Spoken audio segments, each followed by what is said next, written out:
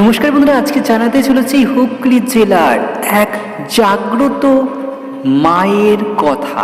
বন্ধুরা, হুগলি জেলার নাচিনডাঙ্গা গ্রামের 200 বছরের অধিক জাগ্রত কালী মায়ের পুজো আবারও শুরু হবে বাংলার 28শে বৈশাখ 1433, ইংরেজির 12ই মে 2026।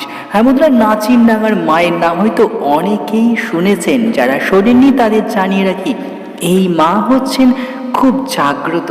তিনি ইংরেজদের তাড়িয়েছিলেন বলতে পারি। কেন তাড়িয়েছিলেন এর অনেক কাহিনী আছে, তার মধ্যে ছোট্ট করে একটা কাহিনী আপনাদের জানিয়ে রাখি।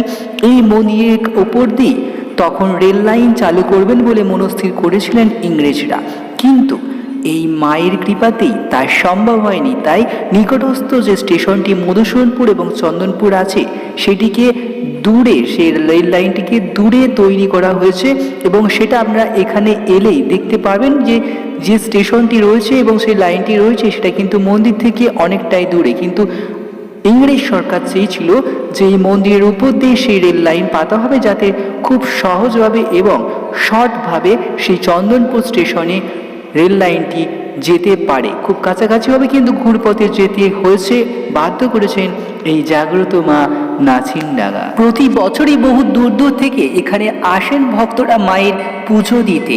হ্যাঁ বন্ধুরা, নাচিনডাঙ্গা মায়ের পুজো দিতে আসেন প্রতি বছরই বহু দূর দূর থেকে ভক্তরা।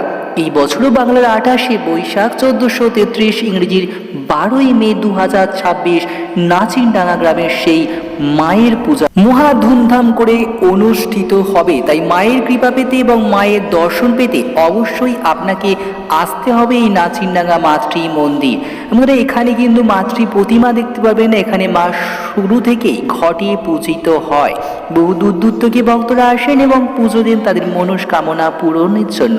দেখতে পাচ্ছি আমরা নাচিনডাঙ্গার সেই 200 বছরের অধিক জাগ্রত কালী মায়ের সেই জায়গা এবং সেখানকার মন্দির। জানি রাখি কিভাবে আপনি আসবেন। আপনি যদি আসতে চান হাওড়া বর্ধমান কট লাইনে মধুসূদনপুর বা চন্দনপুর স্টেশনে নেমেও আসতে পারেন, কিংবা যদি আপনি তারকেশ্বর মেন লাইনে আসেন তাহলে নালিকুল স্টেশন থেকে নেমে আপনি টোটো বা অটো পেয়ে যাবেন। যেখানেই নামেন আপনাকে বলতে হবে নাচিনডাঙ্গা মাতৃ মন্দির যাব।